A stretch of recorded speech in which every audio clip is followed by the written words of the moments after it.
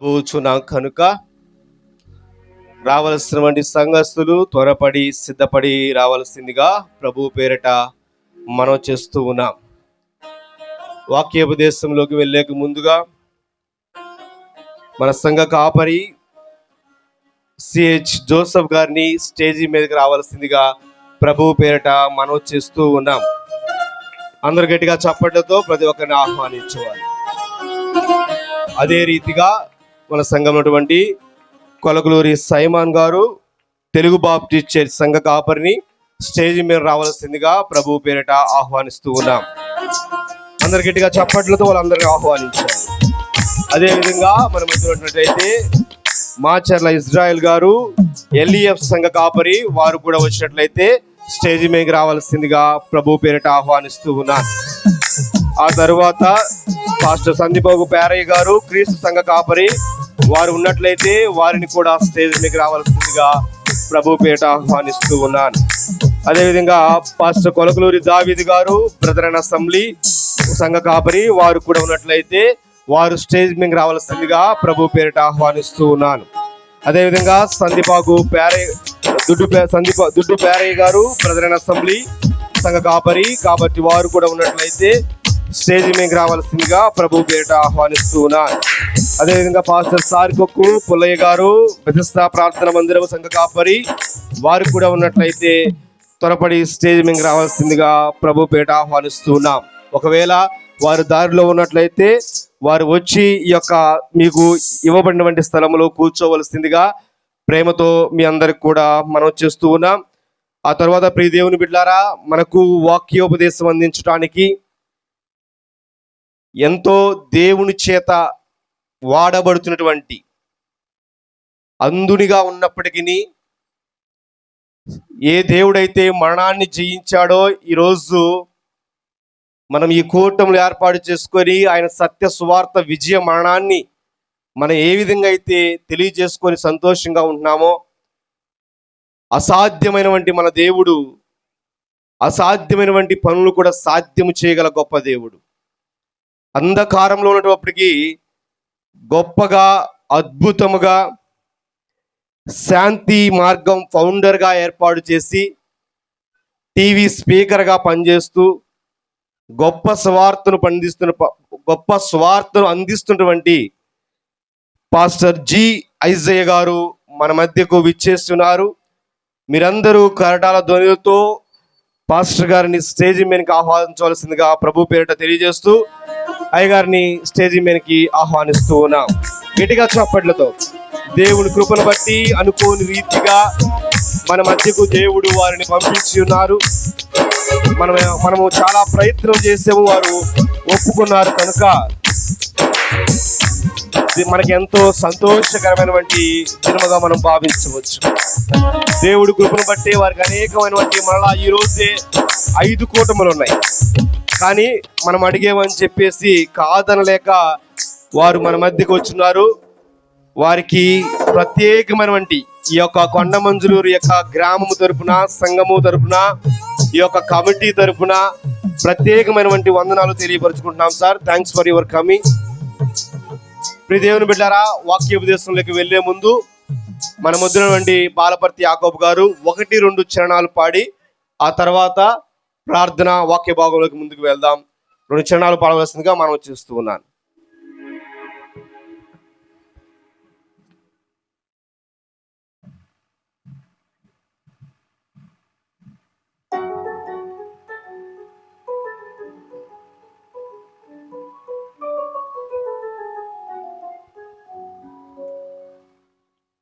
Praise lord. అందరికీ వందనాలు. ఎవరికి వాళ్ళే క్రమంగా కూర్చోవాలి. ముందుకు జరిగి కూర్చోండి అమ్మా. వెనక్కి వచ్చేవాళ్ళకి ప్లేస్ సాగలదు.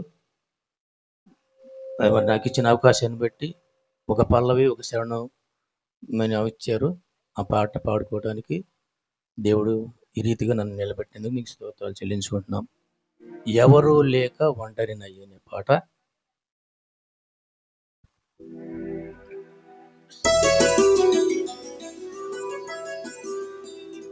ఎవరు లేక ఒంటరినై అందరికీ నే దూరమై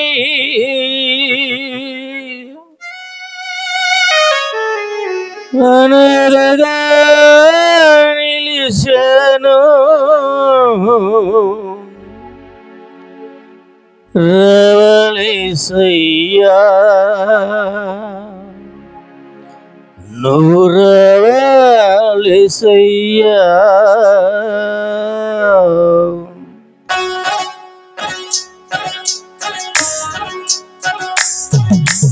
ఎవరు లేక ఒంటరినై అందరికీ నే దూరమై, ఎవరు లేక ఒంటరినై అందరికీ నే దూరమై అనాథగా నిలిచాను. రావాలేసయ్యా నువ్వు రావాలేసయ్యా, రావాలేసయ్యా నువ్వు రావాలేసయ్యా.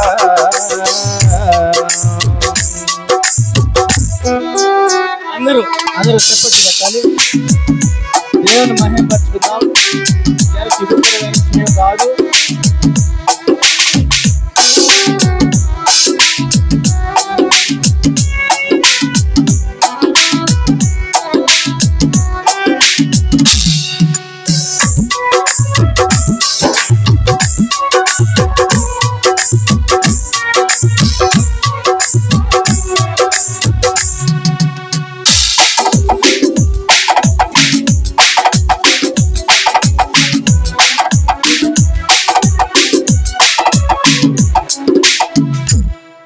స్నేహితులని నమ్మను మోసం చేశారు, బంధువులని నమ్మను ద్రోహం చేశారు.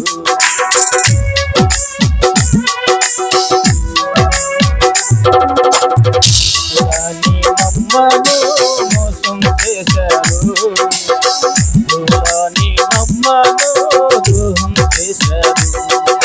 దీనుడనై అంధుడనై అనాథగానే నిలిచాను, దీనుడనై అంధుడనై అనాథగానే నిలిచాను. నువ్వు రావాలేసయ్యా నువ్వు రావాలేసయ్యా నువ్వు రావాలేసయ్యా నువ్వు రావాలేసయ్యా. ఎవరు లేక ఒంటరినై అందరికీ నే దూరమై, ఎవరు లేక ఒంటరినై అందరికీ నే దూరమై అనాథగా నిలిచాను. రావాలేసయ్యా నువ్వు రావాలేసయ్యా, రావాలేసయ్యా నువ్వు రావాలేసయ్యా.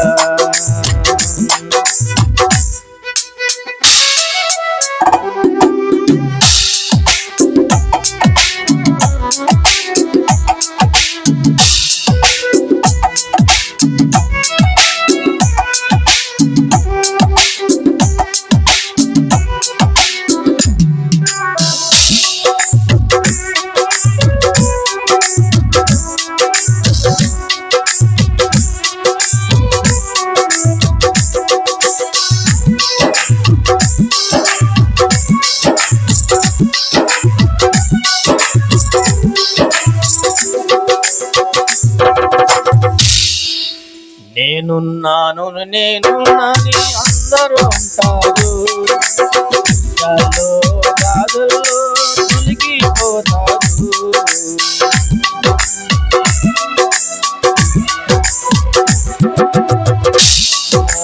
నేను నానని అందరూ అంటారు, బాధల్లో తొలగిపోతారు. అంధుడనై అనాథగానే నిలిచాను, దీనుడనై అంధుడనై అనాథగానే నిలిచాను. నువ్వు రావాలేసయ్యా నువ్వు రావాలేసయ్యా నువ్వు రావాలేసయ్యా నువ్వు రావాలేసయ్యా, రావాలేసయ్యా నువ్వు రావాలేసయ్యా. ఎవరు లేక ఒంటరినై అందరికీ నే దూరమై, ఎవరు లేక ఒంటరినై అందరికీ నే దూరమై అనాథగా నిలిచాను. రావాలేసయ్యా నువ్వు రావాలేసయ్యా, రావాలేసయ్యా నువ్వు రావాలేసయ్యా, రావాలేసయ్యా రావాలేసయ్యా. హల్లెలూయా. చక్కని పాట పాడినటువంటి యాకోబు గారికి ప్రత్యేకమైనటువంటి వందనాలు తెలియపరుచుకుంటూ ఈ సమయంలో మన ముందున్నటువంటి కొలకలూరి సైమన్ గారిని ప్రార్థన చేయవలసిందిగా ప్రభు పేరిట మనం చేస్తున్నాను. ప్రార్థన చేసుకుందాం. సకల ఆశీర్వాదములకు కారణభూతుడు అయిన మా ప్రియ పరలోకపు తండ్రి, యేసయ్య మీ బంగారు పాదాలు స్తోత్రాలు తండ్రి. మీ ఘనమైన శ్రేష్టమైన సర్వోన్నతమైన సర్వశక్తి గల ఉన్నతమైన నామమును బట్టి తండ్రి మీకే స్తుతులు స్తోత్రాలు చెల్లించుకుంటూ ఉన్నాము తండ్రి. గత కాలం అంతా మీ దయలో కాపాడి నా తండ్రి 2025వ సంవత్సరం ఈస్టర్ పర్వదినాన్ని నా తండ్రి నేను యొక్క ఉదయకాలపు ఆరాధనలో చేరి మీ నామాన్ని స్తుతించేటువంటి ధన్యతను ఇంతవరకు మాకందరికీ మీరు అనుగ్రహించినందుకు నాయన మీకే కృతజ్ఞతాస్తుతులు చెల్లిస్తూ ఉన్నాను. నా తండ్రి నాయన చక్కగా ఈ రీతిగా నా తండ్రి ఏర్పాటు చేసినటువంటి ఎవరి బిడ్డలను బట్టి స్థానిక సంఘస్థులందరిని బట్టి ప్రార్థన చేస్తూ ఉన్నాను. నన్ను గణపరచు వారిని నేను గణపరిచదరని మీరు సెలవిస్తూ ఉన్నారు తండ్రి. మీకు వందనాలు. ఎప్పుడైతే నిద్రించిన వారిలో ప్రథమ ఫలముగా క్రీస్తు మృతులలో నుండి లేపబడి ఉన్నాడని నా తండ్రి ఒకప్పుడు నిరీక్షణ లేని వారమై ఉండగా నేడు నా తండ్రి నీ పునరుద్ధానం వలన సర్వమానవాళికి ఒక గొప్ప నిరీక్షణను మాకు మీరు అనుగ్రహించినందుకు తండ్రి మీకు స్తోత్రాలు తెలియపరుస్తూ ఉన్నాను. ఉదయకాల సమయంలో నా తండ్రి నాయన దైవజనులు సీనియర్ పాస్టర్ గారు అనుభవ జ్ఞానులు అజయ్ పాస్టర్ గారి యొక్క వర్తమానం మా స్థలంలో వినిపించడానికి మీరు చూపిన గొప్ప ధన్యతను బట్టి తండ్రి మీకు స్తోత్రాలు తెలియపరుస్తూ ఉన్నాను నాయన. అనేక స్థలాలలో నా తండ్రి నాయన ఆధ్యాత్మిక సత్యాలు, ప్రకటన గ్రంథ మర్మాలు, నా తండ్రి లోతైనటువంటి విషయాలు క్రైస్తవ సమాజానికి నా తండ్రి నాయన సకల జనులకు వివరించడానికి మీ దాసునికి మీరు ఇచ్చినటువంటి గొప్ప జ్ఞానాన్ని బట్టి తండ్రి మీకు స్తోత్రాలు తెలియపరుస్తూ ఉన్నాం నాయన. ఈ స్థలంలో నా తండ్రి ఇంకను రావాల్సినటువంటి నీ ప్రియబిడ్డలు నడిపించండి తండ్రి. మీకు వందనాలు. నీ పక్షము నిలబడుతూ ఉన్నటువంటి మీ దాసుడును బలపరచండి. వినేటువంటి చెవులను, గ్రహించేటువంటి మనస్సును నా తండ్రి నాయన మీ మాటలను నా తండ్రి నాయన చక్కగా వివరించలాగున కృపగల మీ కార్యములను మీ దాసునికి అనుగ్రహించమని మా రక్షకుడు విమోచకుడైనటువంటి నజరేయుడైన యేసుక్రీస్తు నామమున మిక్కిలి వినయముతో అడిగి వేడుకొనుచున్నాను తండ్రి. ఆమేన్. ఆమేన్. క్రీస్తునందు ప్రియమైనటువంటి దేవుని బిడ్డలారా, చిన్న మనవి, వాక్యము ప్రారంభించబోచు ఉన్నాం.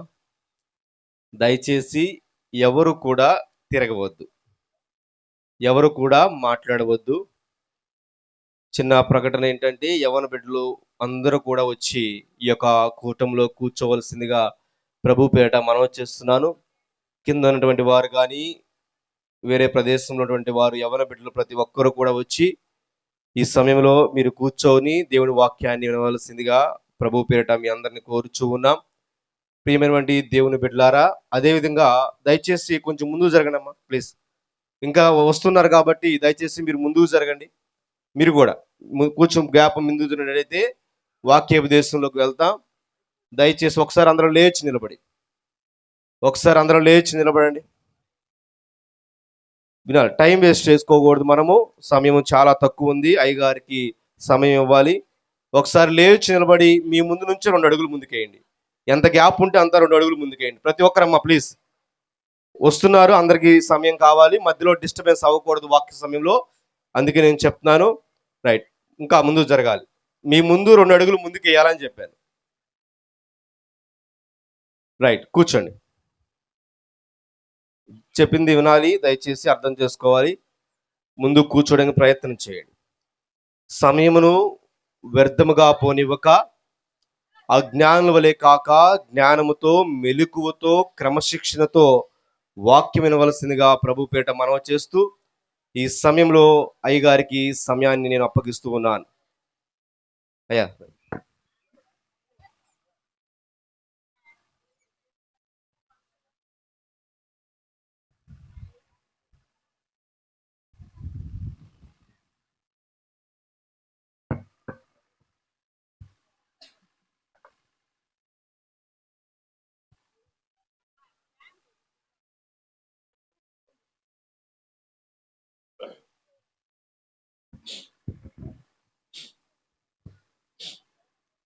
క్రీస్తునందు ప్రియమైన సహోదరి సహోదరులారా, ప్రభు అయిన యేసు క్రీస్తు వారి ఘనమైన ఉన్నతమైన నామములో ఈ ఉదయకాల సమయంలో 2025 సంవత్సరం మరి కొండమంజులు గ్రామంలో అన్ని సంఘాలు కలిసి మరి ఈ యొక్క ఈస్టర్ పండుగ క్రీస్తు పునరుద్ధాన దినాన్ని ఏర్పాటు చేయటం చాలా సంతోషం. ఇది సార్వత్రిక సంఘమును సూచించుచున్నది. ఇది పరలోక వాతావరణమును సూచించుచున్నది. మరి అన్ని సంఘాలు కలిసి, అన్ని కుటుంబాలు కలిసి ఈ విధంగా క్రీస్తు పునరుద్ధాన దినాన్ని మనం స్మరణ చేసుకోవటం గొప్ప విషయం. సో మీ అందరికి ముందుగా క్రీస్తు పునరుద్ధానపు ఈస్టర్ శుభాకాంక్షలు. హ్యాపీ ఈస్టర్ మీ అందరికి తెలియపరుస్తున్నాము. యేసుక్రీస్తు వారు జన్మించినప్పుడు ఒకరితో ఒకరు ఎలాగైతే హ్యాపీ క్రిస్మస్ మనం చెప్పుకుంటున్నామో ఆ సందర్భాన్ని గుర్తు చేసుకొని ఇది కూడా క్రైస్తవ లోకంలో అలవాటు అవ్వాలి. ఒకరితో ఒకరు హ్యాపీ ఈస్టర్ చెప్పుకోవటం అలవాటు అవ్వాలి. ఎందుకంటే యేసుక్రీస్తు వారు పునరుద్ధానుడై తిరిగి లేచినటువంటి ఈరోజు ప్రపంచంలో ఒక గొప్ప పర్వదినంగా క్రైస్తవులుగా మనం గుర్తించి మనం ఒకరికొకరు శుభాలు తెలియపరుచుకున్నప్పుడు అన్యులు కూడా ఆ విషయాన్ని తెలుసుకొని ప్రభువులో ఉన్నటువంటి గొప్పతనాన్ని వారు గ్రహించాలి. మంచిది ప్రియులారా, ఇంతవరకు చక్కగా పాటల పరిచయలో మనం ప్రభువును మహింపరిచాము. ఇప్పుడు వాక్య పరిచయలోకి వెళ్ళబోతున్నాము. మరి చిన్న మనవేంటంటే, మరి ఇక్కడ ప్రసంగం ముగించిన వెంటనే మరలా నాకు ప్రయాణం ఉంది. అందువల్ల నా ముందున్న సమయాన్ని కొంత నేను ఉపయోగించుకుంటాను. మరి ఇక్కడి నుంచి వెంటనే మరలా ప్రయాణమే, ట్రైన్ పట్టుకోవాలి. సో ఇప్పటి నుంచి రాత్రి దాకా ప్రసంగాలు చేస్తానే ఉంటా వేరు వేరు ప్రాంతాల్లో. కనుక చాలా బిజీ షెడ్యూల్లో మరి మీ మధ్యకు రావడానికి దేవుడు అనుకూలపరిచారు. దేవుడు నాకు ఇచ్చిన ఈ మంచి అవకాశం కొరకు ముందుగా నేను దేవుని స్తుతులు చెల్లిస్తా ఉన్నాను. మీ మధ్యకు రావటానికి మరి పరిచయం చేసి ప్రోత్సహించినటువంటి దైవ సేవకులు రవికుమార్ గారు గారిపల్లిలో సేవ చేస్తున్నారు. వారు ఇక్కడికి రావాలని ఎంతో మరి ప్రోత్సహించి పంపారు. అలాగే మన కమిటీ వాళ్ళు, యవనస్తులు మరి ఇక్కడికి తీసుకురావడానికి ఎంతో ప్రయాసపడ్డారు. వారందరికీ నేను కృతజ్ఞత తెలియపరుస్తున్నాను. తర్వాత ఇక్కడికి వచ్చిన అనేక మంది దైవ సేవకులు, ఆయా సంఘ విశ్వాసులు, మన గ్రామస్తులందరికీ కూడా నేను ప్రత్యేక వందనాలు తెలియపరుస్తున్నాను. సో మనం దేవుని వాక్యంలోకి వెళతాం. మరి గమనించండి, ప్రతి గురువారం ఉదయం 6 గంటలకి ఆరాధన టీవీలో వర్తమానాలు వస్తున్నాయి. ఆ టైం గుర్తుపెట్టుకొని మీరు టీవీ కార్యక్రమాలు చూడొచ్చు. ప్రతి గురువారం ఉదయం 6 గంటలకు ఆరాధన టీవీలో. అలాగే ప్రియులారా, క్రీస్తు రాకడ ధ్వని యూట్యూబ్ ఛానల్ని దయచేసి మీరు సబ్స్క్రైబ్ చేయవలసిందిగా, మీకు తెలిసిన వాళ్ళకు కూడా షేర్ చేయవలసిందిగా మీకు మనవి చేస్తున్నాను. క్రీస్తు రాకడ ధ్వని ఈ ఛానల్లో మరి నేను చేసిన ప్రసంగాలు ఉంటాయి. ఎప్పుడు మీకు టైం దొరికితే అప్పుడు చక్కగా మరి యూట్యూబ్లో ఆ ప్రసంగాలు మీరు వినొచ్చు, ఆత్మీయంగా మీరు బలపరచబడొచ్చు అని మీకు నేను మనవి చేస్తూ ఉన్నాను. తర్వాత ఒక ప్రత్యేకమైన ప్రకటన ఒకటి ఉంది, అది గుర్తు చేసుకోండి. ఏంటంటే జూన్ మాసంలో 2వ తేదీ నుంచి, అంటే 1 ఆదివారం వచ్చింది, 2వ తేదీ నుంచి ఒక 10 రోజుల వరకు చిలకలూరుపేటలో బైబిల్ క్లాసులు పెట్టాం. రాష్ట్రంలో అన్ని ప్రాంతాల నుంచి వస్తారు బైబిల్ క్లాసులు. 10 రోజులు వాక్యం బాగా నేర్చుకోవాలని ఆసక్తి కలిగిన వాళ్ళు, సువార్త ప్రకటించాలని, లేక సేవకులు సహకారులుగా ఉండాలని, మరి వాక్యం చెప్పేవాళ్ళు, లేక సండే స్కూల్ నడిపించేవాళ్ళు, యవనస్తులు నడిపించేవాళ్ళు, ఎవరైనా కావచ్చు, వయసుతో నిమిత్తం లేకుండా ఒక 10 రోజులు మన చిలకలూరుపేట దగ్గర బైబిల్ క్లాసులు పెట్టాం. ఇది మంచి అవకాశం. కాబట్టి ఆసక్తి గలవాళ్ళు, వాక్యం బాగా నేర్చుకోవాలనుకునే వాళ్ళు ఇప్పటి నుంచే మీరు ప్రార్థన చేసుకోండి. మీ పేర్లు మన కమిటీ వాళ్ళకి ఎవరికైనా తెలియపరిస్తే మన ఊరు నుంచి ఎంతమంది వస్తారో నోట్ చేసుకుంటాం. అలాగే ప్రతి ప్రాంతం నుంచి వస్తుంటారు ఈ 10 రోజులు బైబిల్ క్లాసులు. రోజు వెళ్ళి రావాలనుకుంటే రావచ్చు, అక్కడే ఉండాలనుకుంటే ఉండొచ్చు. అట్లా అకామిడేషన్, ఫుడ్ అన్ని ఏర్పాట్లు ఉన్నాయి. 10 రోజులు మరి చిలకలూరుపేట దగ్గర బైబిల్ క్లాసుల కోసం దయచేసి ప్రార్థన చేయండి. ఒక మంచి శిష్యులు బ్యాచ్ తయారవ్వాలనే ఉద్దేశంతో ఇది ఏర్పాటు అవుతుంది. ఈ అవకాశాన్ని మీరు ఉపయోగించుకోవచ్చు అని నేను మనవి చేస్తున్నాను. ఓకే. అలాగే మీ ప్రార్థనలో మరి మా కుటుంబం కొరకు మేము జరిగిస్తున్న ఈ శాంతి మార్గం పరిచర్య నిమిత్తం కూడా ప్రార్థన చేయాలని మీ అందరికి నేను మనవి చేస్తూ, కూడి వచ్చిన మీ అందరికీ మరొకసారి శుభాలు తెలియపరుస్తూ మరి వర్తమానం కొరకు మిమ్మల్ని ఆహ్వానిస్తున్నాం. దయచేసి ఇంకేమైనా రావాల్సిన వారు ఉంటే మరొచ్చి ఇక్కడ కూర్చోండి. మరి కొండ మీద మనందరం కూర్చున్నప్పుడు ఇదొక గొప్ప అనుభూతి. అన్ని సంఘాలుగా మనం కలిసి ఉన్నప్పుడు ఈ అనుభూతిని అర్థం చేసుకుంటే ఎంతో ఆత్మీయంగా ఉంటుంది. సో మనందరం కలిసి ప్రభువులో సంతోషిస్తాం, వాక్యములోకి వెళతాం. వర్తమానానికి వచ్చే ముందు మరి ప్రార్థన చేసుకుని వర్తమానంలోకి వెళ్ళే ముందు ఒక పల్లవి వచ్చింది, మీకు పాడతాను యేసు గురించి. పునరుద్ధానుడు యేసు, నిత్య సజీవుడు యేసు.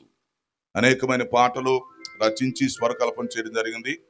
మరి సమయ భావాన్ని బట్టి ఒక పల్లవి వచ్చిన పాడతాం, వెంటనే ప్రార్థన చేసుకుని వాక్యంలోకి వెళ్ళిపోదాం. మరి ప్రతి ఒక్కరు నిశ్శబ్దంగా దేవుని వాక్యం కొరకు మీ మనసుల్ని సిద్ధం చేసుకొని వర్తమానం తీసుకోవాలని మీకు నేను మనవి చేస్తున్నాను. ఓకే. పునరుద్ధానుడు యేసు, నిత్య సజీవుడు యేసు. పునరుద్ధానుడు యేసు, నిత్య సజీవుడు యేసు.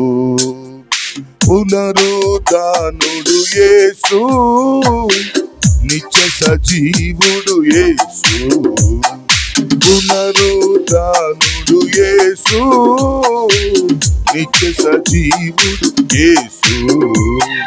మార్గము సత్యము జీవము నేనే, మార్గము సత్యము జీవము నేనే. నా ద్వారా ఎవరైనా నిత్య జీవము పొందవలే. మార్గము సత్యము జీవము నేనే, మార్గము సత్యము జీవము నేనే. నా ద్వారా ఎవరైనా నిత్య జీవము పొందవలే. పునరుద్ధానుడు యేసు, నిత్య సజీవుడు యేసు. పునరుద్ధానుడు యేసు, నిత్య సజీవుడు యేసు. ప్రార్థన చేసుకుందాం. ఉదయకాల సమయంలో మీరందరూ కూడా ఒక నిమిషం ప్రార్థనా పూర్వకంగా ఉండి దేవుడు తన వాక్యము ద్వారా మనందరితో మాట్లాడినట్లుగా, మనలను దర్శించినట్లుగా ప్రార్థన చేస్తాం. ప్రియులారా, అందరు తల వంచండి, ఒక నిమిషం ప్రార్థన చేసుకుందాము, వాక్యంలోకి వెళ్ళిపోదాం.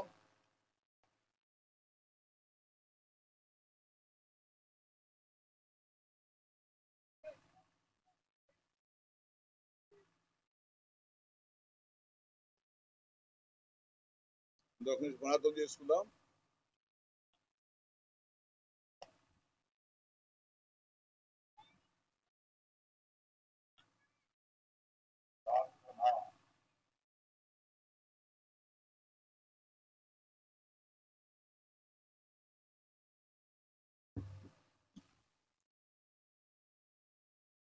ప్రార్థన. పరిశుద్ధుడు అయిన మా తండ్రి, జీవాధిపతి, మీ ఘనమైన పాదాలకు స్తుతి స్తోత్రాలు చెల్లిస్తున్నాం. ఈ ఉదయకాల సమయంలో కొండమంజులూరు గ్రామంలో అన్ని సంఘాలతో కలిపి ఏర్పాటు చేయబడినటువంటి క్రీస్తు పునరుద్ధాన కూడిక కొరకు మీకు స్తుతులు చెల్లిస్తా ఉన్నాం. ఇంతవరకు పాటల పరిచయం నడిపించినందుకు మీకు వందనాలు. ఇప్పుడు వాక్య పరిచయలో కూడా సహాయం చేయమని మనం చేస్తున్నాం. ఈ సమయంలో యేసుక్రీస్తు పునరుద్ధాన ఫలితాలు ఈ అంశమును గురించి కొంత మేము ధ్యానం చేయబోతూ ఉన్నాం.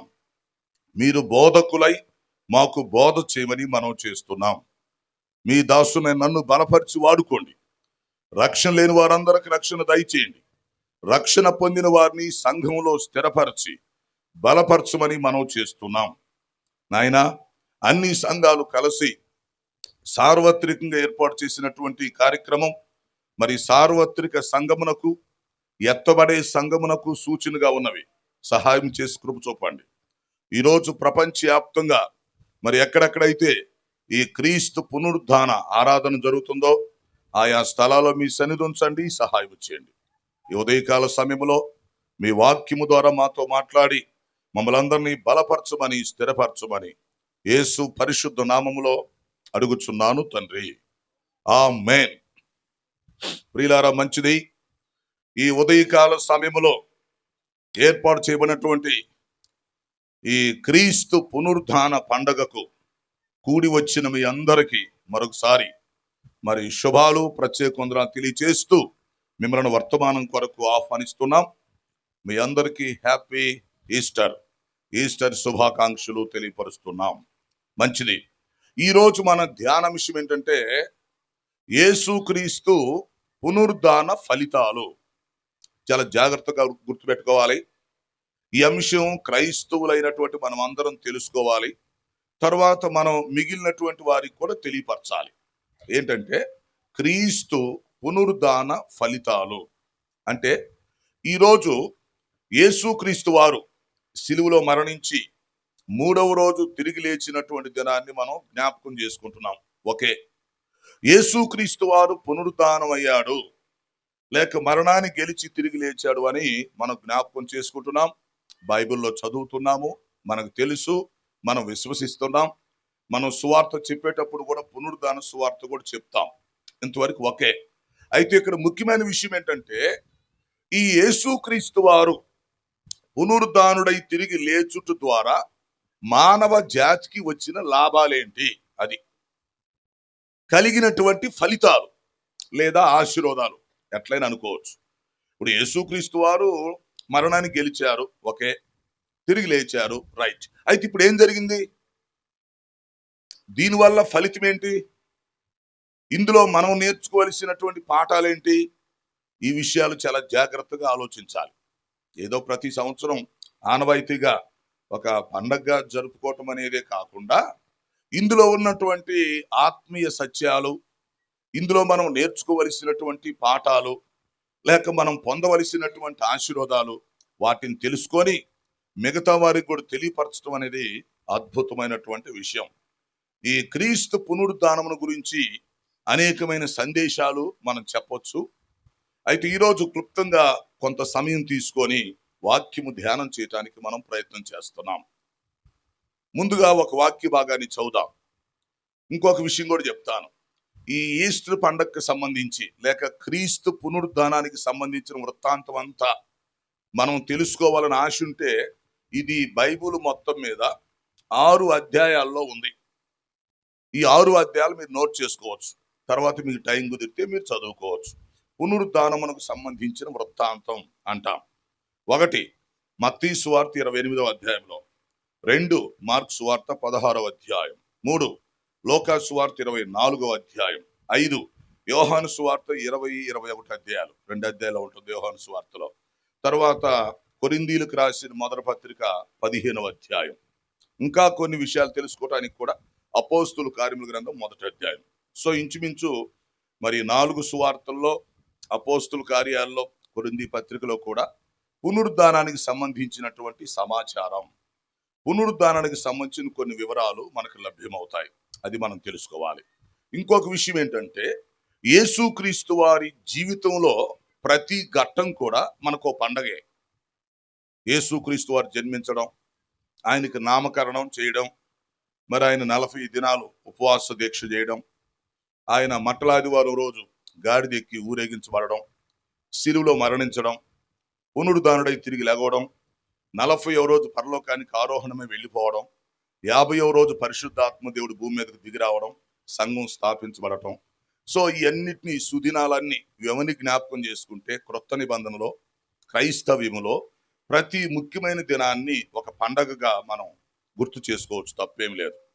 సో ఈరోజు యేసుక్రీస్తు వారు పునరుద్ధానుడై తిరిగి లేచినటువంటి దినాన్ని మనం జ్ఞాపకం చేసుకుంటున్నాం.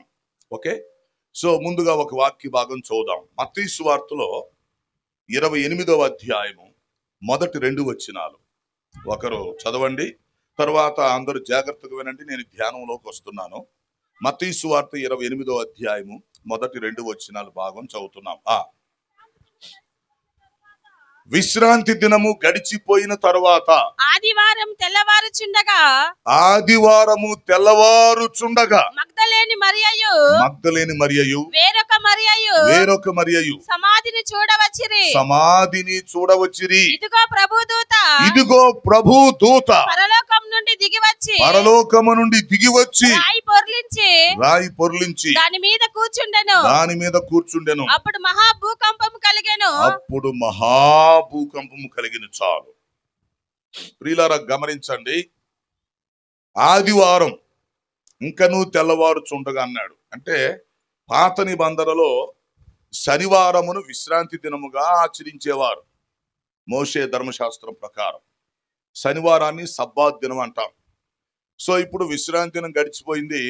ఆదివారం ఉదయకాల సమయంలో మగ్దలేని మరియా, వేరొక మరియా, మరికొంతమంది స్త్రీలు యేసు ప్రభు సమాధిని చూడటానికి వచ్చారు. అది సందర్భం. అంటే యేసుక్రీస్తు వారు శిలువలో మరణించారు కాబట్టి, తర్వాత ఆయన్ని సమాధిలో పెట్టేశారు కాబట్టి, యేసు ప్రభు వారి యొక్క సమాధిని చూద్దామని వీళ్ళు వచ్చారు. ఇక్కడ విషయం ఏంటంటే, యేసు ప్రభును చూద్దామని రాలేదు వీళ్ళు. యేసు ప్రభు సజీవుడిగా కనిపిస్తాడని వారు ఊహించలేదు. పునరుద్ధానమును గూర్చినటువంటి అవగాహన కూడా వారికి అంతగా ఉన్నట్టుగా ఇక్కడ అనిపించడం లేదు. వారు ఎందుకు వచ్చారంటే సమాధిని చూద్దామని వచ్చారు. యేసుక్రీస్తుని సమాధిలో పెట్టారు కదా, అసలు ఆ సమాధి ఎలా ఉందో చూద్దాం, సమాధి దగ్గర పరిస్థితి ఏంటో చూద్దాం అనుకున్నారు. ఇంకొక మాట కూడా అనుకున్నారు, మరి సమాధిలో యేసుక్రీస్తు వారి శవం ఉంటే ఆ శవమును సుగంధ ద్రవ్యాలతో పోద్దామని వచ్చారు. యేసుక్రీస్తు యొక్క దర్శనాన్ని సజీవుడుగా కాకుండా శవము యొక్క దర్శనం చేసుకుందామని వాళ్ళు వచ్చారు. ఇంకా చెప్పాలంటే, అంటే యేసుక్రీస్తు పట్ల వారుకున్న ప్రేమ అక్కడ చూపించబడుతుంది. విశ్వాస విషయం ప్రక్కన పెడితే ముందు ప్రేమ. యేసుక్రీస్తు వారి యొక్క శవం సమాధిలో ఉందా లేదా? ఉందా? ఎవరైనా తీసుకెళ్లారా? అసలు సమాధి గొడవేంటి, సమాధి దగ్గర పరిస్థితులు ఎలా ఉన్నాయి అని ఆ శవాన్ని చూసి ఎలాగైనా సుగంధ ద్రవ్యాలు పూయాలి, యేసుక్రీస్తు వారు ఫేస్ ఎట్టుందో చూడాలి, మరి ఆ శవం మరి త్వరగా చెడిపోకుండా సుగంధ ద్రవ్యాలతో భద్రపరిస్తే బాగుంటుంది అని వారుకున్నటువంటి ప్రేమను బట్టి, వారుకున్నటువంటి ఆలోచనతో విశ్రాంతి దినం రోజు వారి పని చేయకూడదు కాబట్టి, ప్రయాణం చేయకూడదు కనుక వాళ్ళు ఏం చేశారు, విశ్రాంతి దినం గడిచిపోయేంత వరకు ఇంట్లో ఉండి ఆదివారం ఉదయకాలం బయలుదేరారు. లేకపోతే విశ్రాంతి దినం రోజు వచ్చేవాళ్ళు. అయితే మోషే ధర్మశాస్త్రం ప్రకారం ఆ రోజు మరి కొంత దూరం కంటే ఎక్కువ ప్రయాణం చేయకూడదు, పని చేయకూడదు, కొన్ని రూల్స్ ఉన్నాయి. సో దాన్ని బట్టి వాళ్ళు ఏం చేశారంటే విశ్రాంతి దినం గడిచిందాక ఆగి, ఇక ఆదివారం ఉదయకాల సమయమునే, ఇంకా సూర్యుడు ఉదయించక ముందే ఎర్లీ అవర్స్ లో వారు బయలుదేరి సమాధి దగ్గరికి వచ్చినట్టుగా మనం చూస్తాం. విచిత్రమైన విషయం ఏంటంటే, వారు సమాధిని చూడాలనో లేక శవాన్ని చూడాలనో సుగంధ ద్రవ్యాలు పుయ్యాలనో వస్తే యేసుక్రీస్తుని సజీవుడుగా వారు చూడగలిగారు. దేవునికి స్తోత్రం. సజీవుడైనటువంటి యేసుక్రీస్తును, పునరుద్ధానుడైనటువంటి యేసుక్రీస్తును చూడగలిగారు. అంటే వారు అలా ఊహించుకోలేదు. యేసుక్రీస్తుని మేము చూడగలం అనుకొని ఊహించుకోలేదు, కానీ యేసుక్రీస్తు యొక్క మహిమ శక్తిని చూడగలిగారు. నాకు ఒక విషయం గుర్తొస్తా ఉంది. ఒకసారి ఏం జరిగిందంటే, ఒక పెద్ద ఊరేగింపు జరుగుతా వస్తుంది. అది చాలా పెద్ద ఊరేగింపు. కొన్ని వేల మంది ప్రజలు ఎంతో ఊరేగింపు చేసుకుంటూ, జైలు కొట్టుకుంటూ, జై ధ్వనులతో, మేళ తాళాలతో మరి ఎంతో ఘనంగా సంతోషంగా నాట్యం చేస్తూ ఆ ఊరేగింపు జరుపుకుంటూ వస్తున్నారు. సరే, ఇందులో ఒక వ్యక్తి చూశాడు. ఒక వ్యక్తి దగ్గరికి వచ్చి, ఏమిటయ్యా ఈ ఊరేగింపు, సందర్భం ఏమిటండి, ఇన్ని వేల మంది ప్రజలు వచ్చారు కదా, ఈ అవాయిసువాలు వేసేస్తున్నారు, మరి చక్కగా సెంటు చల్లేస్తున్నారు, మంచిగా డెకరేషన్ చేసేశారు, తర్వాత భయంకరంగా మేళతాళ వాయిద్యాలు నాట్యాలు జరుగుతున్నాయి, చాలా సంతోషంగా ఉన్నారు, అసలు ఏమిటి సందర్భం అని అడిగాడు ఒక వ్యక్తి వచ్చి. అప్పుడు వాళ్ళు అన్నారు, బాబు ఇది మామూలు సందర్భం కాదు, ఇది ఒక పెద్ద స్పెషల్ అన్నారు. ఏమిటయ్యా, ఏమిటి స్పెషల్ అంటే, ఇదిగో పొలానా వ్యక్తి అండి, ఆయన ఒక దైవ అవతారం లేదా ఒక గురువు గారు, ఆయన ఎముక దొరికిందండి అన్నారు. త్రవ్వకాల్లో ఎముక దొరికిందట. ఎముక దొరికినందుకు భయంకరంగా ఊరేగింపు చేస్తున్నారు అన్నమాట. ఏమిటంటే ఈయన పెద్ద గురువు సార్. ఏమనుకుంటున్నారు? ఇదిగో ఆయన ఆధారం, ఆయన ఉన్నాడని, లేకపోతే ఈ ప్రాంతంలో జీవించిన ఆధారం త్రవ్వకాల ఎముక దొరికిందండి, ఇదిగో ఎముక, అందుకని ఇప్పుడు గుర్తులు దొరికినాయి, ఆనవాళ్ళు వచ్చినాయి, అందుకని ఇంత ఊరేగింపు చేస్తున్నాం అన్నారు. అప్పుడు ఆ వ్యక్తి నవ్వుతున్నాడు, రే ఆగండి రా బాబు, ఓ చిన్న మాట చెప్తాను వింటారా ఏమనుకోకుండా అన్నాడు. ఏం సార్, ఇంతకంటే గొప్ప వార్త మీరు చెప్తారా? మీరు అసలు ఎంత సంతోషకరమైన వార్త ఇది. ఇది చరిత్రలో ప్రూఫ్, ఈ వ్యక్తి ఉన్నాడని, ఈ వ్యక్తి ఇక్కడ చనిపోయాడని, ఇది ప్రూఫ్ అంటున్నారు వాళ్ళు. అతను చెప్పాడు నవ్వుతూ, వారు పిచ్చోళ్ళారా, సచినుడు ఎముక దొరికినందుకే ఊరేగిస్తే అసలు చనిపోయిన వ్యక్తి సజీవుడు కలిగిస్తే ఏం చేయాలరా నాయనా? చచ్చినోడు ఎముక దొరికిందని చరిత్ర ఆధారాలని మీరు అంటున్నారే, చనిపోయిన వ్యక్తి సజీవుడు కలిగిస్తే ఖాళీ సమాధి కనిపిస్తా ఉంటే మరి ఆ వ్యక్తికి ఎంత ఊరేగింపు చేయాలి అన్నారు. ఒక్కసారి షాక్ అయిపోయారు, షాక్ తిన్నారు, ఆలోచిస్తున్నారు. ఏమిటి, ఎముక దొరికితేనే మేము ఇంత పెద్ద పండుగ అంటున్నామే, ఎముక మొక్క దొరికితేనే ఈ వ్యక్తి ఎంత గొప్పోడు అంటున్నామే, అసలు ఆ చనిపోయిన వ్యక్తి బ్రతికాడా? ఆయన ఎవరండి? ఆయన ఎవరు? చనిపోయిన వాళ్ళు కూడా బ్రతుకుతారా? మరణాన్ని కూడా గెలుస్తారా? ఏంటండి మీరు చెప్పేది, నిజమేనా అంటే, ఎవరు నిజమేనరా బాబు, చనిపోవడం ఏంట్రా, మరణాన్ని చంపేశాడు రా బాబు, పునరుద్ధారుడై తిరిగి లేచాడురా. ఏమండి నిజమా? నిజమేంట్రా, ఆయన పునరుద్ధారుడు, మృతిని మృతి చేసి మృత్యుంజయుడిగా తిరిగి లేచాడు రా నాయన. సమాధిలో శవం లేదురా బాబు, సమాధి ఖాళీ సమాధిగా సాక్ష్యమిస్తా ఉంది. ఆయన సజీవుడుగా 40 రోజులు మళ్ళీ భూలోకంలో అటు ఇటు తిరిగి 11 సార్లు పునరుద్ధాన ప్రత్యక్షత అనుగ్రహించి పరలోకానికి వెళ్ళిపోయాడు రా బాబు అన్నాడు. ఇక చూసుకో, ఊరేగింపు అంతా గలిబిలైపోయింది. ఆలోచిస్తున్నారు, ఏమిటి ఇంత చిన్న విషయాన్ని మనం ఎంత గొప్పగా చేస్తే మరి ఇప్పుడు ఆ వ్యక్తి ఎంత గొప్పోడు, ఆ వ్యక్తికి ఎంత పండగ చేయాలి, ఆ వ్యక్తికి ఎంత ఊరేగింపు చేయాలి, ఆ వ్యక్తిని గురించి ప్రపంచం అంతటా చెప్పాలి కదా. చచ్చిన శవాలు ఎముకలు దొరికినందుకే, ఆధారాలు దొరికినందుకే, ఫోటోలు దొరికినందుకే గందరగోళం చేస్తా ఉంటే అసలు చనిపోయిన వ్యక్తే సజీవుడు కలిగిస్తే ప్రపంచమంతా ఇతనికి పండగ చేయాలి కదా.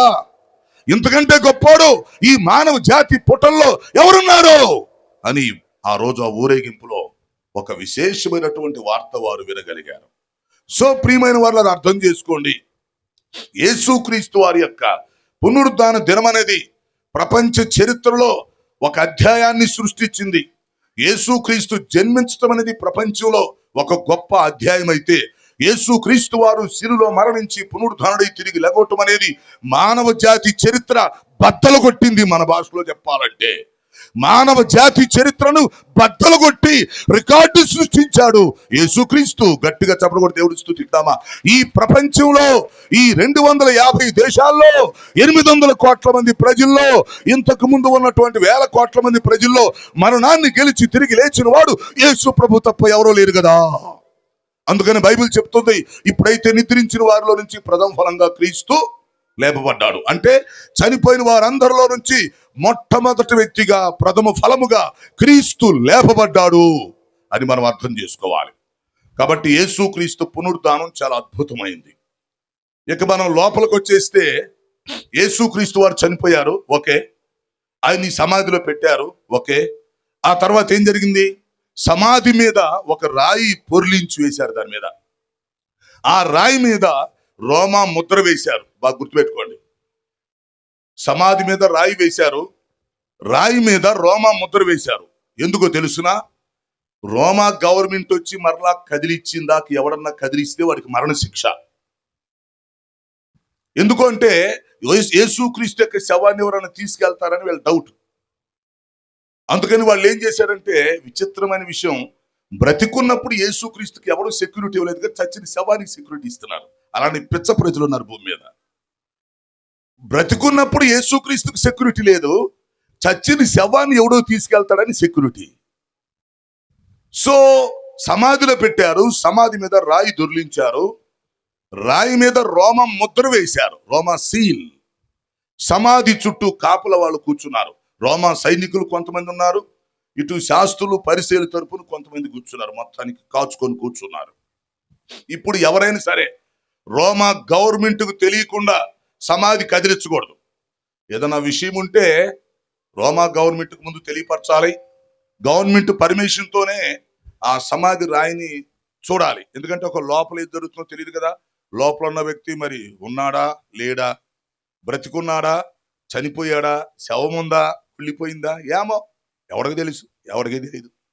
రాయి తీయకూడదు. ముందు రాయి తీయాలంటే దానికి పెద్ద కథ. మళ్ళీ రోమా గవర్నమెంట్ దగ్గర పర్మిషన్ తీసుకొని అయ్యా ఒకసారి మనం సమాధిలో ఏం జరుగుతుందో చూద్దామని చెప్పి చూడాలి. అందుకని రోమా సీలేసేసారు ఇక గొడవ లేకుండా. తర్వాత కాపలాలను పెట్టేశారు. ఇప్పుడు విచిత్రం ఏంటంటే ప్రపంచంలో ఏ మనిషి అయినా సరే ఆ సమాధి మీద ఉన్న రాయి గాని తీస్తే వారికి మరణశిక్ష. ఎవడు తీయకూడదు. అంటే లోపల యేసుక్రీస్తు ఉన్నాడో లేడో ఏమో తెలీదు. శవం ఉందా, సజీవుడుగా ఉన్నాడా, కుళ్ళిపోయి ఉన్నాడా, అసలు లేడా, ఏమో ఎవరికి తెలుసు. రాయి తీయకూడదు అంతే. రాయి తీయాలంటే గవర్నమెంట్ రావాలి. సో ఇలాంటి పరిస్థితుల్లో ఏది జరిగిందో చెప్పమంటారా పిల్లారా? యేసు ప్రభు ఏమో అసలు అప్పుడే లేచి వెళ్ళిపోయాడు. మీకు ఇంకా ఇప్పుడు టైం చాలదు, కానీ థియాలజీ ప్రకారం చెప్పాలంటే యేసుక్రీస్తు చనిపోయిన వెంటనే ఆయన్ని సమాధిలో పెట్టిన అమ్మటనే ఆయన వెళ్ళిపోయాడు. వాక్యం ఏం చెప్తుందంటే సమాధి ఆయనను బంధించి ఉంచుట అసాధ్యం. సమాధి ఓ సమాధి సమాధి ఆయనను బంధించి ఉంచుట అసాధ్యం. అసలు యేసుక్రీస్తు ఎప్పుడో వెళ్ళిపోయాడు, అక్కడ లేడు. సమాధిలో పెట్టిన క్షణం వరకే వీళ్ళకి తెలుసు. సమాధిలో పెట్టారు, రాయేశారు, రాయి మీద సీలేశారు, అవుట్. యేసు ప్రభు అక్కడ లేడు, ఆయన వెళ్ళిపోయాడు. ఆయన ఎందుకు ఉంటాడు? ఆయన ఇప్పుడు డెడ్ బాడీ రూపంలో అక్కడ ఉంటాడు ఏంటి? ఎందుకు ఉంటాడు? లేక సమాధిలో నిద్రపోతాడా, సమాధిలో రెస్ట్ తీసుకుంటాడా, లేక సమాధిలో 3 రోజులు నుండి అప్పుడు బయటకు వస్తాడా? నో, ఎప్పుడో వెళ్ళిపోయాడు. అయితే 3వ రోజు మనకు కనపడ్డాడు కాబట్టి తిరిగి లేచినట్టు లెక్క. అంటే మానవ జాతి కనపడ్డాడు కాబట్టి ఆయనైతే అప్పుడే లేచి వెళ్ళిపోయాడు. అయితే ఇప్పుడు విషయం ఏంటంటే ఇప్పుడు ఆ రాయి ఎవరు తీయాలి? మనుషుల్లో ఆ రాయి ఎవరు తీయకూడదు, ఎవరు తీయాలి? అందుకే పరలోకములో నుంచి దేవదూత దిగొచ్చి దేవదూత ఆ రాయిని పొర్లించి రాయి మీద కూర్చున్నాడు. అద్భుతం చూడండి. మరి ఇప్పుడు దేవదూతలకు మరణ శిక్ష వేయగలరా? దేవదూతకి రోమా గవర్నమెంట్ రూల్స్ పనిచేస్తాయా? రోమా కాన్స్టిట్యూషన్ పనిచేస్తుందా? దేవదూతని వీళ్ళు పట్టుకోగలరా? ఎందుకు రాయి తీశావు అని చెప్పి దేవదూతను అడగగలరా? అంటే మనుషులకు అధికారం లేదు కాబట్టి పరలోకములో నుంచి దేవదూతే స్వయంగా దిగొచ్చేసాడు. అయిపోయింది. ఆ రాయిని దొర్లించేశాడు, ప్రక్కన పెట్టాడు, చక్కగా రాయిని కుర్చీలాగా వేసుకొని కూర్చున్నాడు, అవుట్. సమాధిలో యేసు ప్రభు లేడు. అసలు మీకు ఒక జోక్ చెప్పాలి. ఇక్కడ యేసు ప్రభు సమాధిలో ఉన్నాడు అనుకున్నారు కదా. ఇప్పుడు దేవదూత వచ్చి రాయి ఎందుకు తీశాడో తెలుసునా? దేవదూత రాయి ఎందుకు తీశాడు? యేసు ప్రభు బయటికి రావటానికి కాదు, బయటోళ్ళు లోపలికి వెళ్ళి చూసి లేడని తెలుసుకోవటానికి. యేసు ప్రభు ఎప్పుడో వెళ్ళిపోయాడు. అయితే ఇప్పుడు లోపలికి వెళ్తానికి ఛాన్స్ లేదు కదా. ఆ రాయి తీయకపోతే ఏమనుకుంటారు? లోపలే ఉన్నాడేమో అనుకుంటారు ఎన్ని రోజులకైనా. ఒకవేళ ఆ రాయి తీయకుండా 1 నెల రోజులు అక్కడ పెట్టారనుకోండి, ఏమనుకుంటారంటే యేసు ప్రభు లోపల ఉన్నాడేమో, ఇంకా శవం లోపల ఉందేమో అనుకుంటారు. ఆయన లేచినట్టు ఎలా తెలుస్తుంది? ఆ తర్వాత ఏదైనా అనుమానం వస్తే ఉన్నాడో లేరో తర్వాత చెక్ చేస్తారు అనుకోండి, అది వేరే విషయం. ముందు ఆయన లేచినట్టు తెలియదుగా. అందుకని ఇప్పుడు దేవదూత వచ్చి వాడ పెచ్చోళ్ళారా, ఆయన ఎప్పుడో సమాధిలో నుంచి వెళ్ళిపోయాడు నాయన. కాబట్టి ఇప్పుడు రాయి ఉంటే మీకు అడ్డం కాబట్టి లోపల ఏం జరుగుతుందో మీకు తెలియదు కనుక మీరు లోపలికి వెళ్ళి చూసి నమ్మటానికి, లోపలికి వెళ్ళి తెలుసుకోవటానికి, ఆయన సజీవుడు అని గ్రహించటం కోసం నేను రాయి తీస్తున్నాను అని దేవదూత రాయి దొర్లించి వెళ్ళిపోయాడు. అంటే ఇక్కడ విషయం ఏంటంటే మనుషులు రాయి తీస్తే మరణశిక్ష పడింది కనుక మనుషులతో నిమిత్తం లేకుండా దేవదూత వచ్చి రాయిని దొర్లించేశాడు. అది ఒకటి గుర్తుపెట్టుకోండి. తర్వాత విషయం ఏంటంటే రాయితో ఆయనకి సంబంధం లేదు. ఆయన సమాధిలో నుంచి ఎప్పుడో వెళ్ళిపోయాడు. ఖాళీ సమాధి ఆల్రెడీ ఉంది. అయితే మరి ఇప్పుడు ఖాళీ సమాధి బయట ఉన్న వాళ్ళకి ఎలా తెలుస్తుంది? బయట ఉన్న వాళ్ళు లోపలికి వెళ్ళటం కోసం రాయి తీయబడింది, యేసుక్రీస్తు బయటకు వచ్చే దానికోసం కాదు. ఇప్పుడు రాయి తీస్తే యేసుక్రీస్తు వారు లేచి బయటకు వచ్చి వెళ్ళిపోయారు అనుకోవాల్సిన పని లేదు. ఆయన ఆత్మస్వరూపి, మహిమ స్వరూపి. రాయి ఉంటే ఆయనకేంటి? ఆయన వెళ్ళిపోయాడు. ఆయన అదృశ్య లోకంలోకి దిగిపోయాడు. ఆ చెరలో ఉన్న వాళ్ళకి సువార్త చెప్పేశాడు. ఆయన 2వ రోజు కూడా పనిచేసాడు. 3వ రోజు పునరుద్ధరణుడిగా నిరూపించుకోవటానికి మానవ జాతికి ప్రత్యక్షంగా కనపడ్డాడు. అది సంగతి. తర్వాత 40 రోజులు మళ్ళీ ఉన్నాడు, 11 సార్లు ప్రత్యక్షమయ్యాడు, పరలోకానికి వెళ్ళిపోయాడు. కాబట్టి ఇప్పుడు ఈ రాయి తీయటం ద్వారా ఏం జరిగిందంటే, లోపల ఏం జరుగుతుందో చూద్దామని లోపలికి వెళ్ళి చూస్తే అంతా ఖాళీ సమాధే కనిపిస్తా ఉంది. తెరవబడిన సమాధి కనిపిస్తా ఉంది. ఆ సమాధి కూడా ఏం చెప్తుందంటే, ఎవరు బుద్ధి లేనోళ్ళారా, ఆయన ఇక్కడ లేడురా, ఆయన ఉంచిన స్థలాన్ని చూడండి. ఆయనని మీరు శవంగా చూడాలనుకుంటున్నారా ఏంటి? ఆయన శవాన్ని చూస్తారా మీరు? ఆయన గురించి ఏం తెలుసుకుంటారు? ఆయన సజీవుడు, ఆయన పునరుద్ధానుడై తిరిగి లేచి వెళ్ళిపోయాడు, గలిలయకు వెళ్ళిపోయాడు. శిష్యులారా మీరు వెళ్ళిపోండి అక్కడికి, మీకంటే ముందు వెళ్ళిపోయాడు. మీకు నిర్ణయించబడినటువంటి టైంలో, నిర్ణయించబడిన స్థలంలో మీరు గలిలయ కొండకు వెళ్ళండి, ఆయన మీకంటే ముందు అక్కడికి వెళ్ళాడు, మీరు అక్కడ కలుసుకుంటారు, ఆయన్ని చూస్తారు అని దేవదూతలు సాక్ష్యం చెప్పి పంపించేశారు. సో ఈ విధంగా మనం ఆలోచిస్తే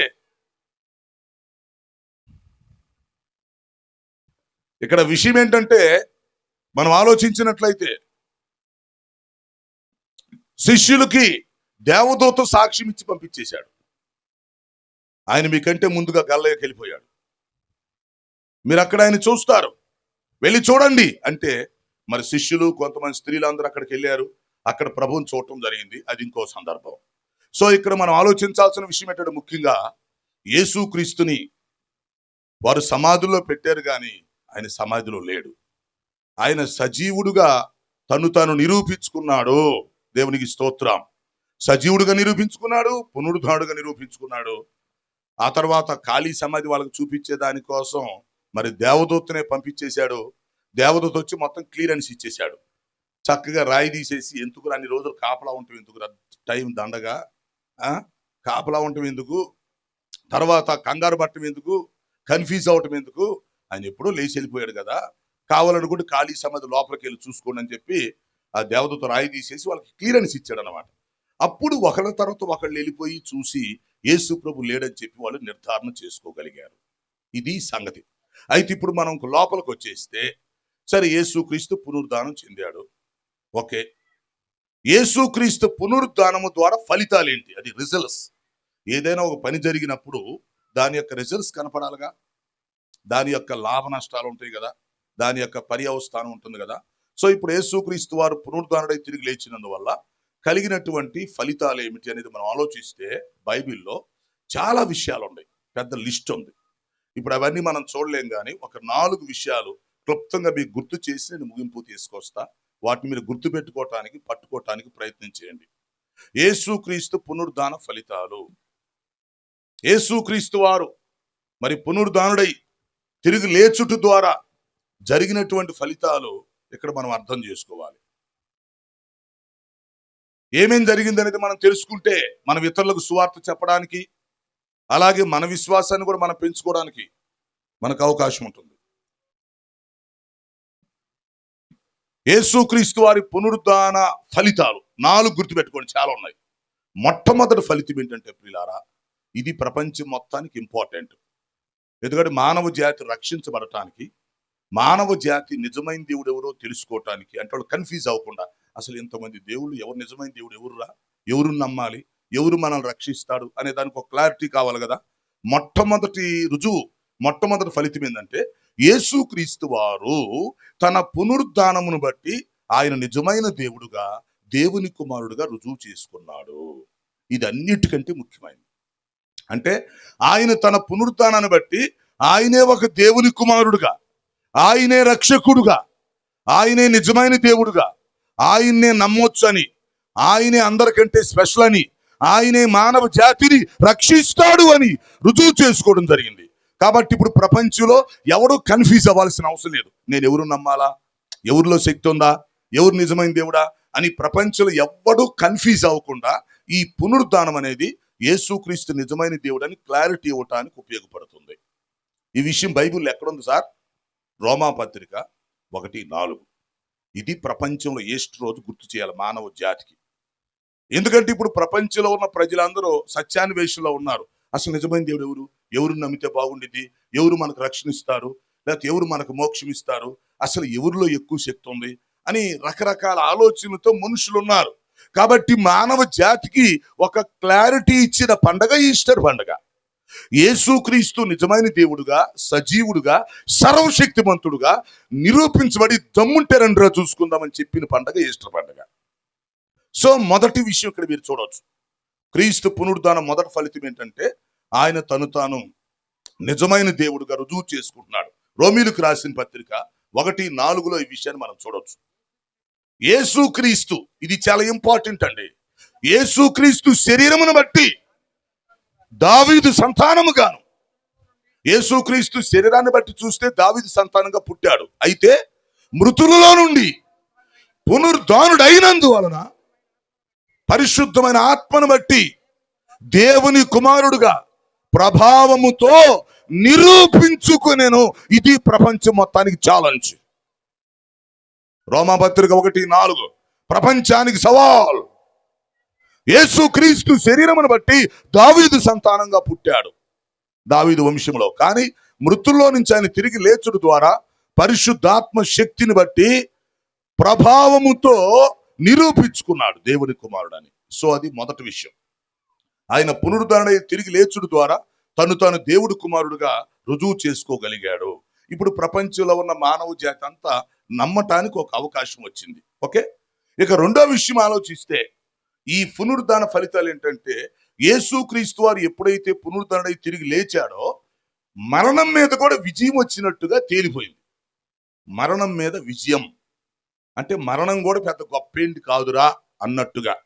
మరి యేసుక్రీస్తు వారు తిరిగి లెగవక ముందు మరణం అంటే ప్రతి ఒక్కడికి దడ, మరణం అంటే ప్రతి ఒక్కడికి భయమే.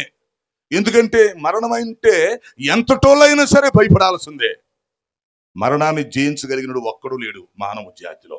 కాబట్టి ఇప్పుడు క్రీస్తు పునరుద్ధానం చెప్పిన రెండవ పాఠం ఏంటంటే, మరణాన్ని కూడా జయించవచ్చు, మరణము కూడా పెద్ద గొప్పేం కాదు అని యేసుక్రీస్తు యొక్క పునరుద్ధానం నిరూపించింది. అందుకని బైబిల్ అంటాడు, ఓ మరణమా నీ ముల్లెక్కడా, ఓ మరణమా నీ విజయం ఎక్కడా. అంటే యేసుక్రీస్తు వారు మరణాన్ని కూడా జయించాడు కనుక ఇక దిగులేదు ఈ భూమి మీద.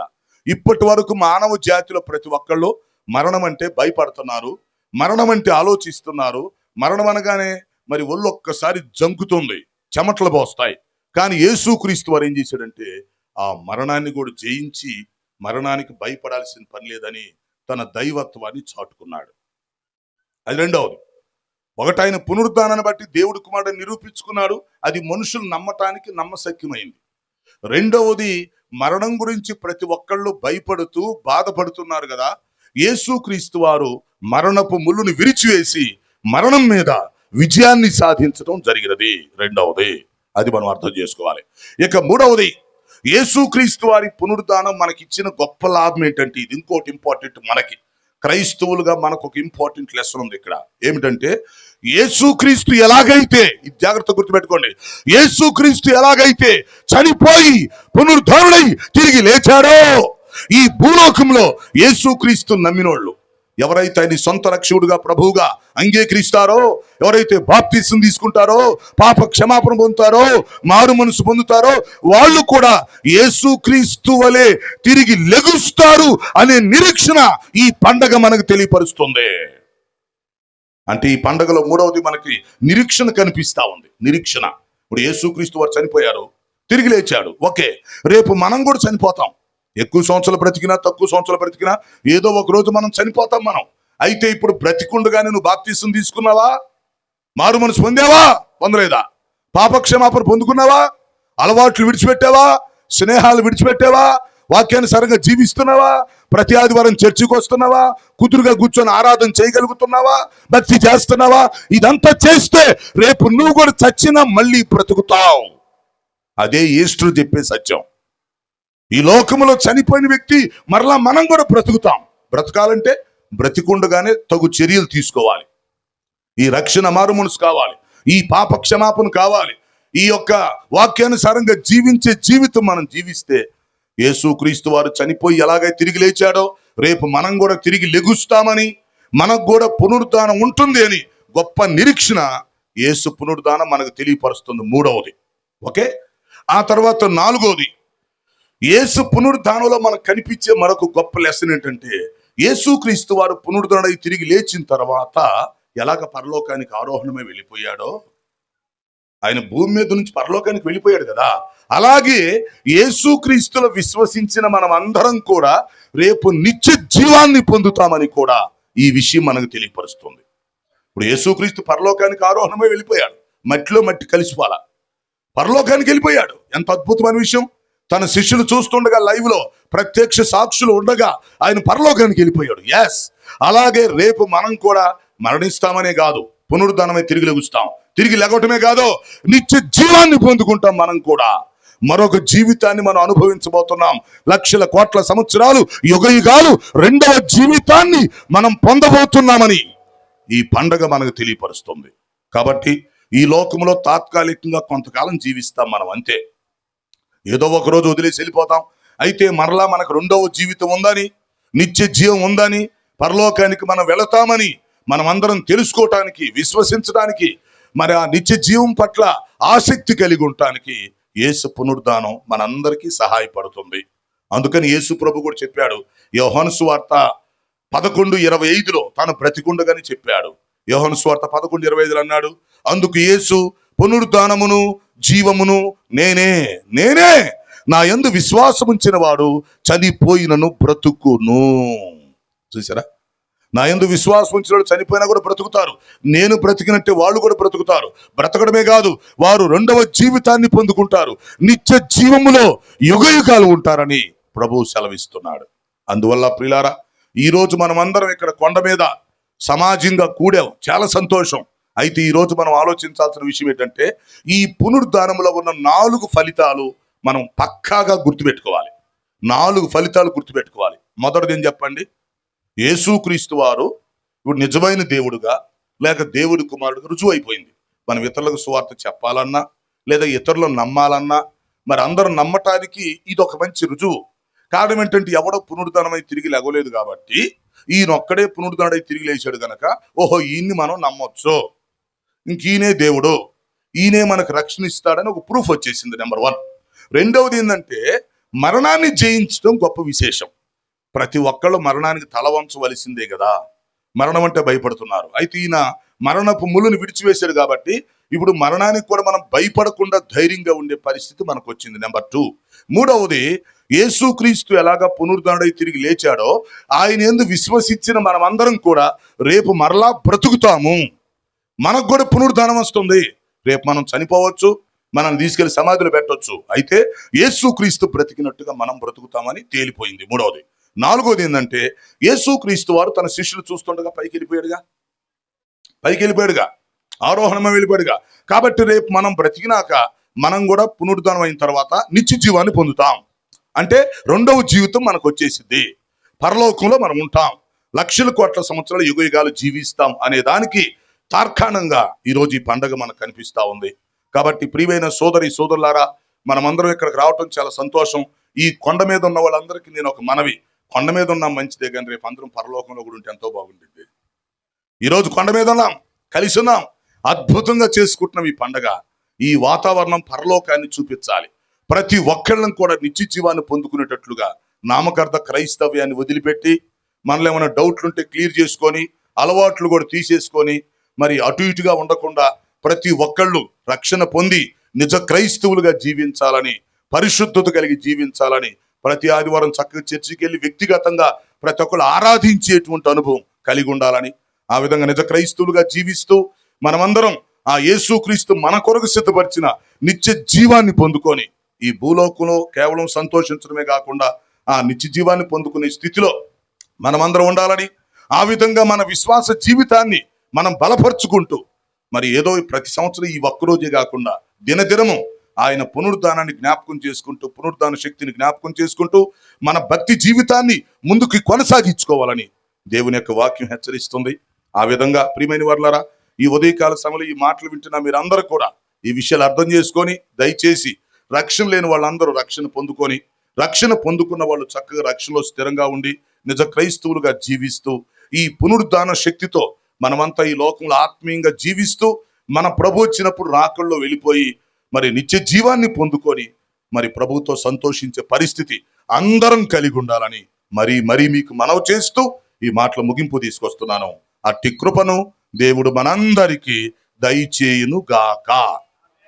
అంత తలవంచని ప్రార్థన చేసుకుందాం. అందరూ 2 నిమిషాలు తలవంచని ప్రార్థన చేసుకుందాం. మంచి నిర్ణయం తీసుకుందాం.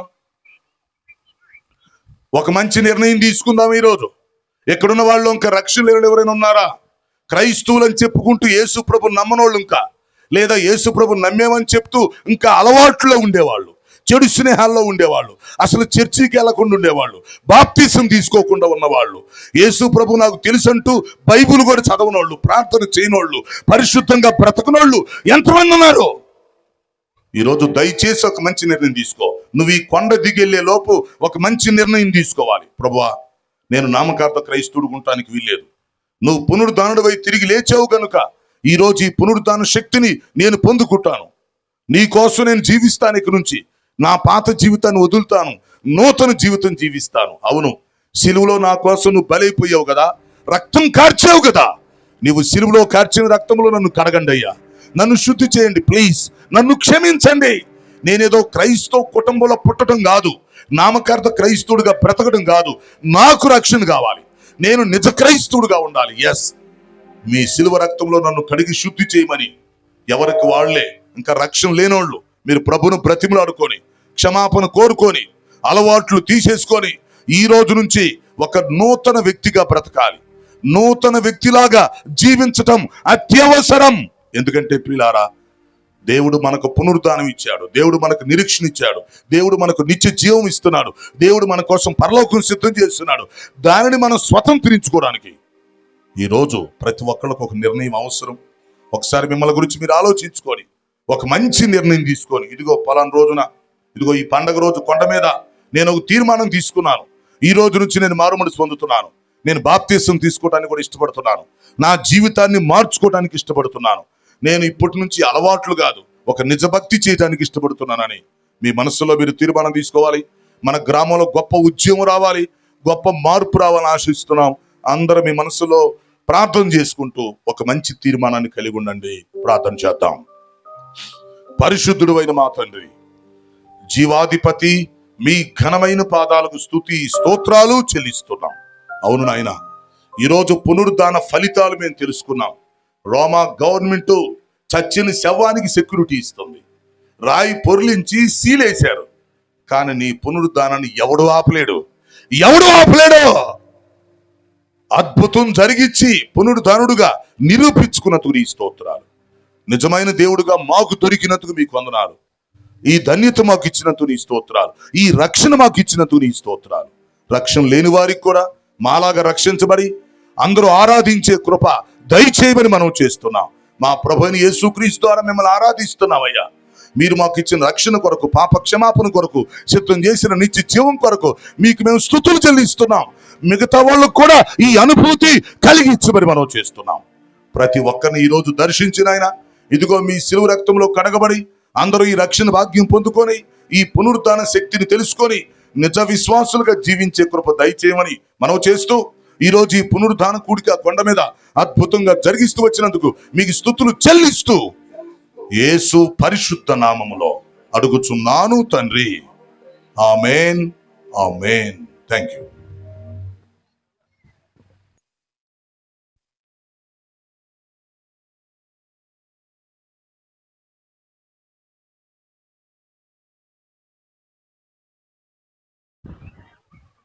దేవుని కృపను బట్టి చక్కని వాక్యాన్ని మన కొరకు దైవ సేవకులు అందించారు. ఈస్టర్ అంటే ఏంటి, దాని గొప్పతనం అంటే ఏంటి, ఈస్టర్లో మనం తెలుసుకోవాల్సినటువంటి ప్రాముఖ్యమైన అంశాలు ఏంటి, క్రీస్తు మరణంలో ఉన్నటువంటి గొప్ప విలువైనటువంటి అర్థం ఏంటి అనేది ఈరోజు దైవ సేవకులు మనందరికి కూడా అందించారు. కాబట్టి ప్రియ దేవుని బిడ్డలారా, ఆ వాక్యమైనటువంటి సత్యాన్ని మనం తెలుసుకుంటే, ఆ సత్యం మన హృదయంలో ఉంటే, ఆ సత్యానుసారంగా మన జీవితాలు ముందుకు వెళ్తూ ఉంటాయి. కాబట్టి దైవ సేవకులతో దేవుడు మాట్లాడినటువంటి రీతిలో వాక్యాన్ని వ్యర్థముగా పోనివ్వకుండా మీ హృదయంలో వాక్యాన్ని ఉంచుకొని సత్య మార్గం నడిచినటువంటి బిడ్డలుగా ఉండాలని ప్రభుపేట మనం చేస్తూ, ఈ యొక్క ఉదయకాల సమయంలో మనము పిలిచిన వెంటనే కాదనకుండా సమయాన్ని అడ్జస్ట్మెంట్ చేసుకొని మన ముందుకు విచ్చేసిన దైవ వర్తమానాన్ని అందించినటువంటి ఐజయా గారికి మీ యొక్క కరతాళ ధ్వనులతో గట్టిగా చప్పట్లతో వారి కృతజ్ఞతలు తెలియజేసుకుంటున్నాం. ఇంకా గట్టిగా చప్పట్లు. మా కొరకు మీరు ఇచ్చిన సమయాన్ని బట్టి మీకు దేవుని పేరిట వందనాలు తెలియజేసుకుంటున్నామండి. Thank you so much. ప్రియ దేవుని బిడ్డలారా, ఇప్పుడు చిన్న స్నాక్స్ మీకు ఏర్పాటు చేయబడి ఉన్నాయి. మన ముందున్నటువంటి గాయకురాలు ఒక పాట పాడుతూ ఉండగా స్నాక్స్ ఏర్పాటు చేసిన తర్వాత ఆశీర్వాదం, ముగింపు ప్రార్థన, ఆశీర్వాదంలోకి వెళ్దాం. ఆ యొక్క ఎవరైతే ఉన్నారో కమిటీ వారు కానీ అందరూ యవనస్తులు, యవన బిడ్డలు ఆ స్నాక్స్ని ఏర్పాటు చేసి ఇవ్వాల్సిందిగా ప్రభుపేట మనం చేస్తున్నాను. దయచేసి దాన్ని కొంచెం స్పీడప్ చేయవలసిందిగా కోరుచున్నాను. ఈ మధ్యలో గాయకురాలు వచ్చి ఒక పాట పాడి దేవుని నామాన్ని మహిమపరచాలని కోరుతున్నాను.